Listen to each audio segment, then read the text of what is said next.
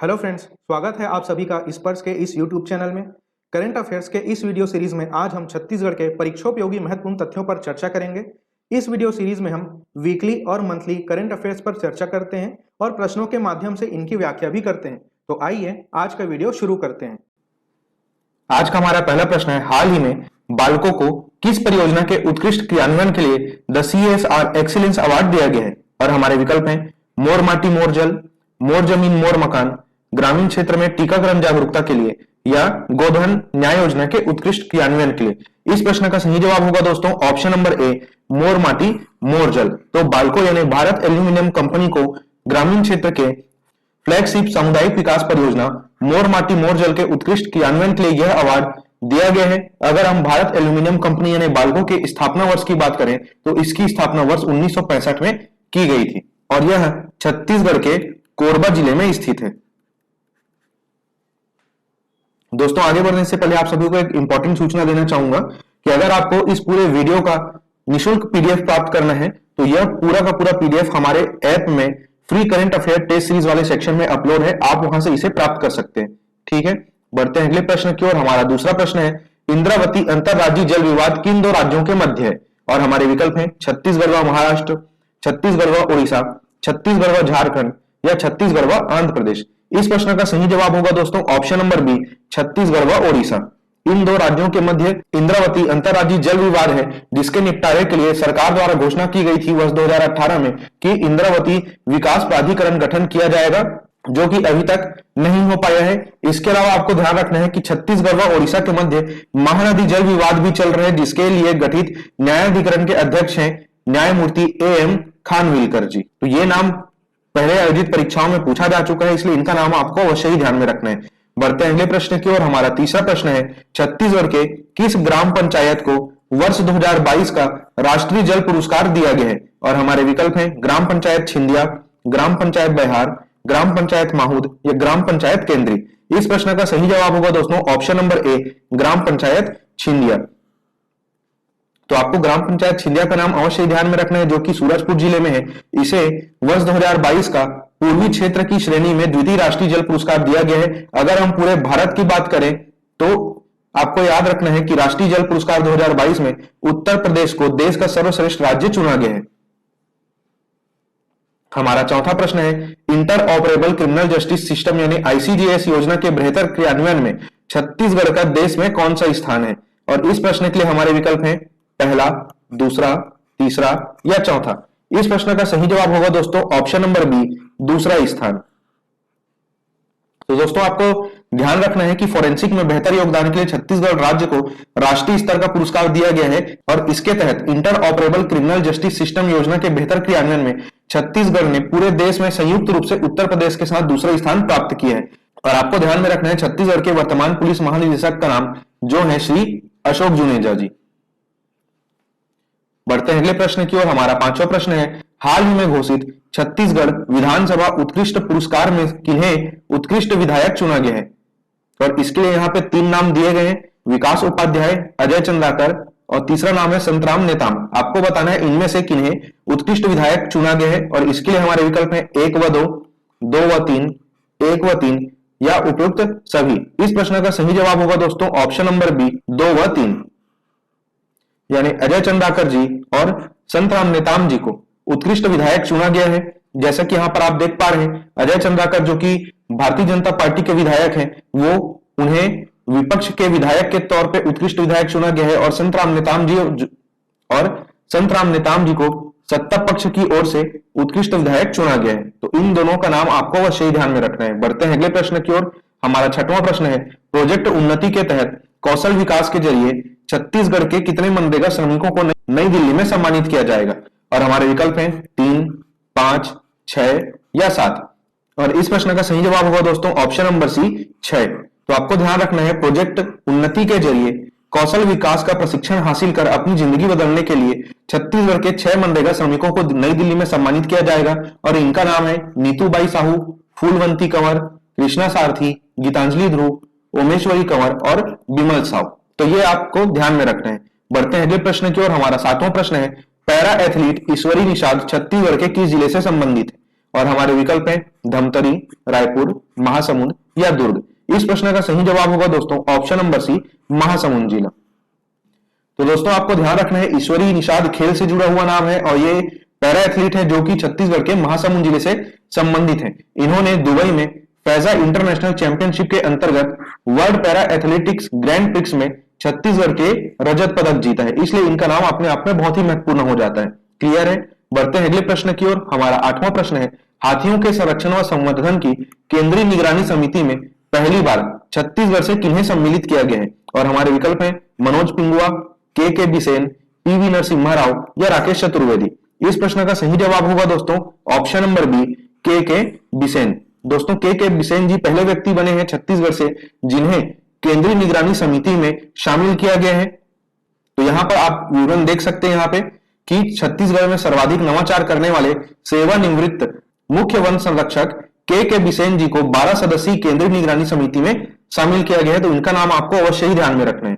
बढ़ते हैं अगले प्रश्न की ओर। हमारा 9वां प्रश्न है, हाल ही में CMIE द्वारा मार्च में जारी रिपोर्ट में सबसे कम बेरोजगारी दर वाले राज्यों में छत्तीसगढ़ का देश में कौन सा स्थान है? और हमारे विकल्प हैं पहला, दूसरा, तीसरा या चौथा। इस प्रश्न का सही जवाब होगा दोस्तों ऑप्शन नंबर सी, तीसरा स्थान। मॉनिटरिंग इंडियन इकोनॉमी यानी CMIE द्वारा जारी रिपोर्ट में छत्तीसगढ़ में औसतन बेरोजगारी दर 1.7% बताई गई है। इसकी अगर हम राष्ट्रीय औसत जो कि 7.4% है इससे तुलना करें तो छत्तीसगढ़ में बेरोजगारी काफी कम है और इस प्रकार छत्तीसगढ़ देश के सबसे कम बेरोजगारी दरों वाले राज्यों में तीसरे स्थान पर काबिज है।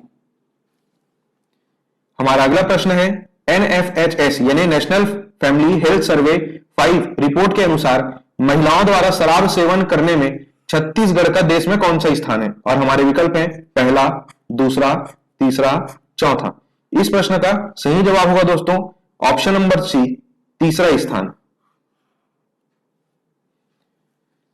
दोस्तों हाल ही में जारी राष्ट्रीय परिवार स्वास्थ्य सर्वेक्षण रिपोर्ट के आंकड़ों के अनुसार महिलाओं के शराब सेवन करने में छत्तीसगढ़ की महिलाएं देश में तीसरे क्रम पे हैं और इस आधार पर अरुणाचल प्रदेश की महिलाएं सबसे ज्यादा शराब का सेवन कर रही हैं। उसके बाद सिक्किम राज्य की महिलाएं सबसे ज्यादा शराब का सेवन कर रही हैं और अगर हम छत्तीसगढ़ के अंदर बात करें छत्तीसगढ़ की महिलाएं शराब सेवन में देश के में तीसरे स्थान पर तो है ही। अगर आप छत्तीसगढ़ के अंतर्गत यहाँ के जिलों के बारे में बात करेंगे तो छत्तीसगढ़ की सुकमा जिले की महिलाएं शराब सेवन में पहले स्थान पर है।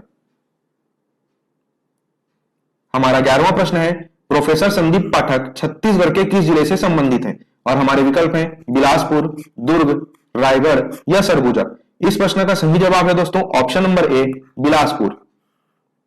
दोस्तों प्रोफेसर संदीप पाठक जी का नाम आपने हाल ही में अवश्य सुना होगा। पंजाब विधानसभा चुनाव में आम आदमी पार्टी के जीत के पश्चात प्रोफेसर संदीप पाठक जो कि बिलासपुर जिले के लोरमी से संबंधित हैं, इन्हें आम आदमी पार्टी ने पंजाब से राज्यसभा के लिए नामित किया है। बढ़ते हैं अगले प्रश्न की ओर। हमारा 12वां प्रश्न है, झलमलको लायोर गोटुल रच्चा उत्सव किस संभाग से संबंधित है? और हमारे विकल्प हैं सरगुजा, बिलासपुर, रायपुर या बस्तर। इस प्रश्न का सही जवाब है दोस्तों ऑप्शन नंबर डी, बस्तर संभाग। दोस्तों यहां पे एक शब्द यूज किया गया है गोटुल, जिसका तात्पर्य होता है गोटुल जो कि छत्तीसगढ़ की सांस्कृतिक रूप से सबसे समृद्ध जनजाति जो कि मुड़िया जनजाति है, इस जनजाति का क्या है, युवा गृह है और यह उत्सव अंतागढ़ के अमाकरा में 8 अप्रैल को आयोजित किया जाएगा। हमारा अगला प्रश्न है, हाल ही में आदिवासियों पर दर्ज प्रकरण की वापसी के लिए छत्तीसगढ़ सरकार द्वारा किनकी अध्यक्षता में समिति का गठन किया गया है? और हमारे विकल्प हैं न्यायमूर्ति टीपी शर्मा, न्यायमूर्ति ए.के. पटनायक, न्यायमूर्ति शंभुनाथ श्रीवास्तव या न्यायमूर्ति प्रशांत मिश्रा। इस प्रश्न का सही जवाब है दोस्तों ऑप्शन नंबर बी, न्यायमूर्ति ए.के. पटनायक। तो दोस्तों जनजातियों पर दर्ज प्रकरण की वापसी के लिए हाल ही में छत्तीसगढ़ सरकार द्वारा न्यायमूर्ति ए.के. पटनायक समिति का गठन किया गया है। अगर हम अन्य न्यायिक जांच आयोग और उनके अध्यक्षों की बात करें तो यहां पर आप दूसरे क्रम पे देख पा रहे हैं न्यायमूर्ति टी.बी. शर्मा समिति। यह समिति सुकमा जिले के ताड़मेटला अग्निकांड की जांच के लिए बनाया गया था। उसके बाद अगले क्रम में आप देख पा रहे हैं न्यायमूर्ति शंभुनाथ श्रीवास्तव समिति, जिन्हें राजनांदगांव में हुए मदनवाड़ा नक्सली मुठभेड़ की न्यायिक जांच के लिए बनाया गया था। तीसरा नाम आप देख पा रहे हैं न्यायमूर्ति प्रशांत मिश्र समिति, इन्हें झीरम घाटी नक्सली हत्याकांड की जांच के लिए बनाया गया था। उसके बाद यहाँ पर आप देख पा रहे हैं न्यायमूर्ति सतीश अग्निहोत्री समिति। इस समिति का गठन किया गया था झीरम घाटी नक्सली हत्याकांड में अतिरिक्त बिंदुओं की जांच के लिए। उसके बाद अंत में यहाँ पर आपको दिखाई दे रहे हैं न्यायमूर्ति वी के अग्रवाल समिति। इस समिति का गठन किया गया था बीजापुर के एडासमेटा में हुए नक्सली मुठभेड़ की जांच के लिए। तो ये जितनी भी समिति और उनके अध्यक्ष के नाम आपको दिखाई दे रहे हैं, ये सारे के सारे बहुत ही ज्यादा महत्वपूर्ण तथ्य हैं, इसे आप अवश्य ही ध्यान में रखिएगा। बढ़ते हैं अगले प्रश्न की ओर।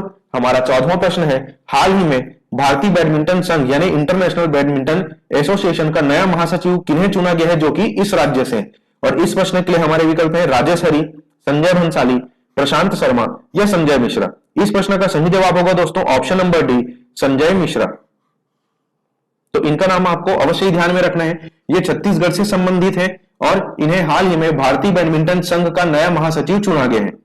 बढ़ते हैं अगले प्रश्न की ओर। हमारा 15वां प्रश्न है, हाल ही में किस मेडिकल कॉलेज का नाम स्वर्गीय श्री प्यारेलाल कंवर के नाम पर किया गया है। और हमारे विकल्प हैं Korba medical college, Mahasamund medical college, Kanker medical college या रायगढ़ मेडिकल कॉलेज। इस प्रश्न का सही जवाब है दोस्तों option number A, Korba medical college. तो दोस्तों हाल ही में आपको पता है कि कोरबा में शासकीय मेडिकल कॉलेज का निर्माण किया जा रहा है और इस मेडिकल कॉलेज का नाम स्वर्गीय श्री प्यारेलाल कंवर जी के नाम पर किया जाएगा। और इनके व्यक्तित्व के बारे में अगर आप कुछ जानना चाहें तो यहाँ पर आप देख सकते हैं स्वर्गीय प्यारेलाल कंवर जी संयुक्त मध्य प्रदेश के उप मुख्यमंत्री थे।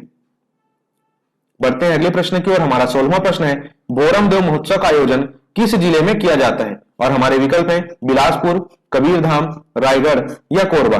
इस प्रश्न का सही जवाब है दोस्तों ऑप्शन नंबर बी, कबीरधाम। दोस्तों भोरम देव के बारे में आप सभी कुछ महत्वपूर्ण तथ्यों को पहले से ही जानते होंगे, जैसा कि भोरम देव को छत्तीसगढ़ का खजुराहो की संज्ञा दी जाती है और इस मंदिर का निर्माण किया गया था फनी नागवंशी शासक गोपाल देव के द्वारा। इस मंदिर के समीप मड़वा महल भी स्थित है और इसी मंदिर के समीप जो है एक प्रसिद्ध छेरकी महल भी स्थित है, जहां पे ऐसी मान्यता है कि इस महल में बकरियों की गंध आज भी पाई जाती है।